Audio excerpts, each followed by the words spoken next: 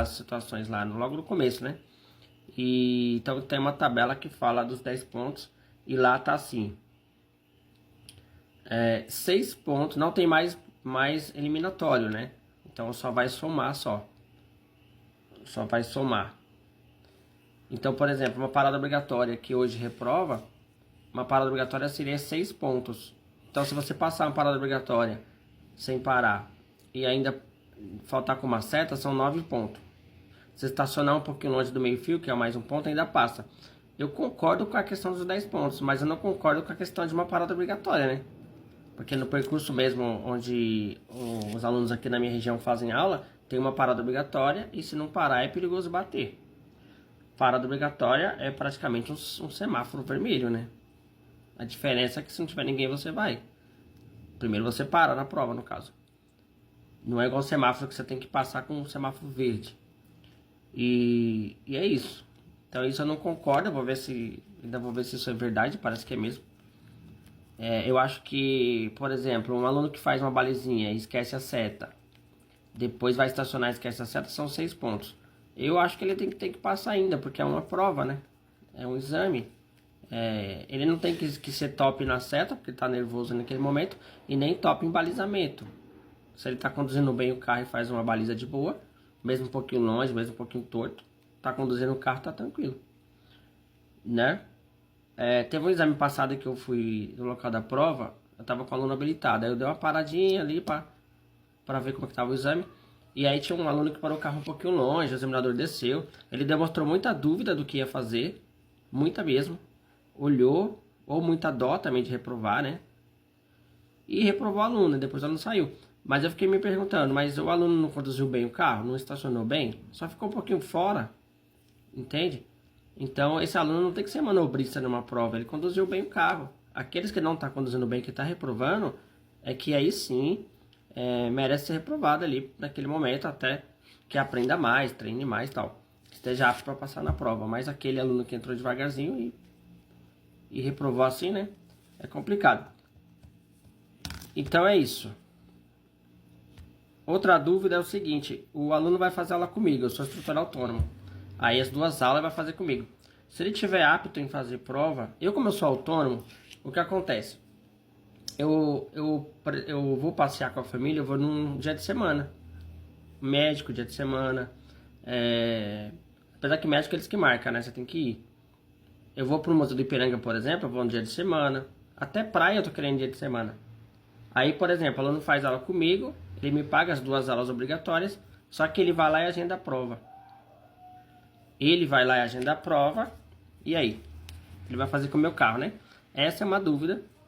Tudo isso vai ser solucionado aí depois, futuramente, né? Porque o Detran agora tá fazendo as coisas mais burocráticas, né? Que é documentação, essas coisas aí, coisas de lei, né? Como, por exemplo, se blindar, né? Com a questão de fazer a prova com o carro saindo para o comando.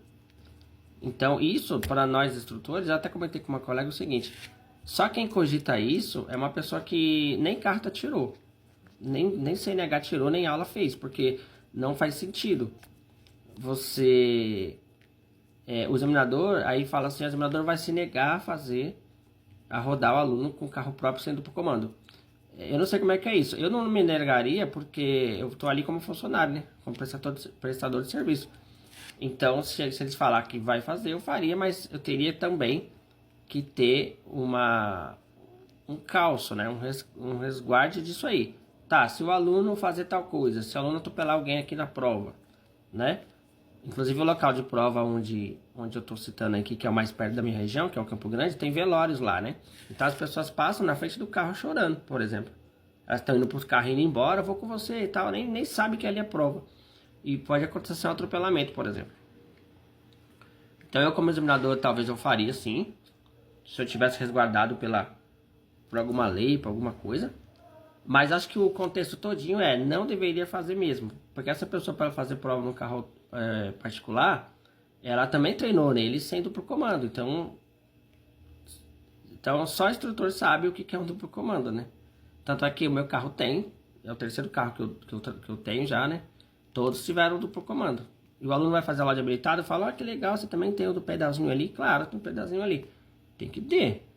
Tem que ter. Com esse pedalzinho ali, eu quase caí na ponte do socorro. Quase caí lá para baixo. Imagina sem esse pedalinho, né?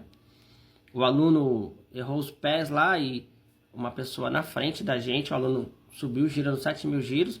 Eu matei na embreagem e fiquei de boa. E o aluno só, ele parece que teve um medo, né, assim, de errar e acabou sentando o pé no acelerador mesmo, achando que estava no freio. Então, se eu for falar que o que primeiramente Deus, obviamente, mas falando da técnica de trabalho, se eu for te falar que o pedal já não me salvou, não está escrito, né, não tem condições. Hoje eu dou aula para habilitado no carro sem duplo comando, mas o habilitado que eu fui, dei 3 aulas no meu carro, 6 aulas no meu carro, 9 aulas no meu carro. Tem uns que nós nunca fizemos aula no carro deles. Outros eu só dei uma volta. Nossa, você dirige mesmo, né? Eu tenho carro automático, tá? Eu quero só pegar uma ciência no carro manual. Aí, então vamos lá pegar o seu carro manual, então, né? Ou vice-versa. Não, eu quero dirigir meu automático, eu tô com medo.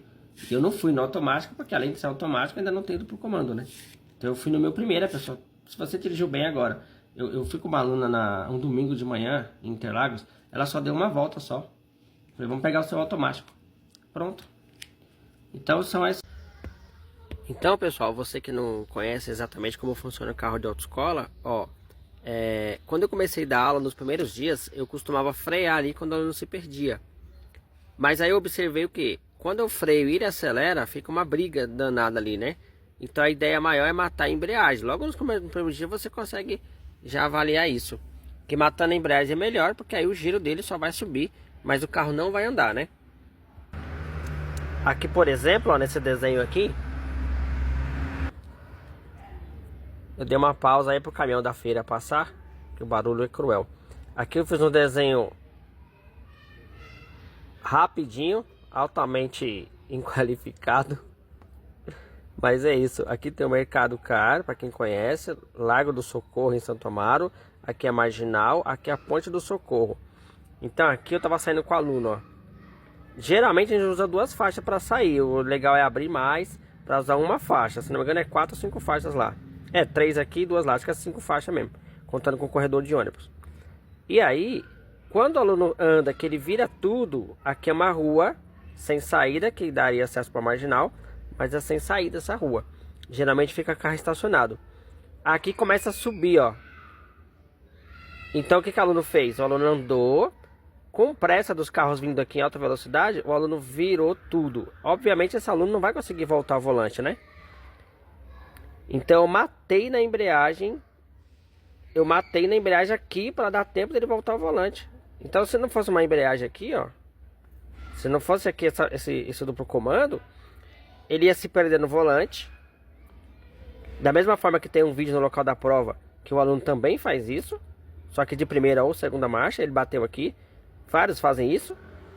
No local da prova é porque o aluno vai dar seta, né? Ao invés dele esperar a seta cair, conduzir o carro, ele quer dar seta a todo custo e bate o carro ali. Então aqui ele fez isso, ó. Foi, meteu o giro lá, eu matei na embreagem lá, até que o aluno conseguisse voltar ao volante. Soltei, aí o carro foi. Se não fosse o duplo comando aqui, a gente teria caído em cima dos carros, que aqui fica carro estacionado, ou de clientes que foi no Mercado Car, ou de funcionários que deixam o carro aqui. Teria caído sem dúvida nenhuma, que eu teria caído lá embaixo. Então é isso.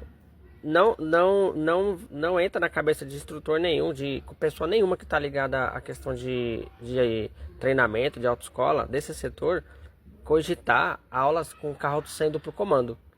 Não entra mesmo. Aí, por exemplo, existem as empresas homologadas para colocar o duplo comando. Então, qual seria a melhor opção? O parente da pessoa, o pai, a mãe, parente, né? Que for habilitar o seu filho. Vai lá e coloca o duplo comando, então. Deve estar hoje numa média de R$800. Vale a pena fazer isso? Não. Então, é melhor sair para a autoescola ou para um instrutor que tem o carro devidamente com os pedais duplo comando aí, né? O meu carro é faixa de imã, né? Que é meu carro particular. Então eu coloco imã durante as aulas e tiro durante o meu passeio. Mas tem identificação durante a aula, obviamente. E tem os duplo comando também. Tá bom? Então duplo comando é isso. Quem tirou carta há muito tempo atrás, entra no meu carro e fala: nossa, você também tem duplo comando, né? Claro, tem que ter duplo comando.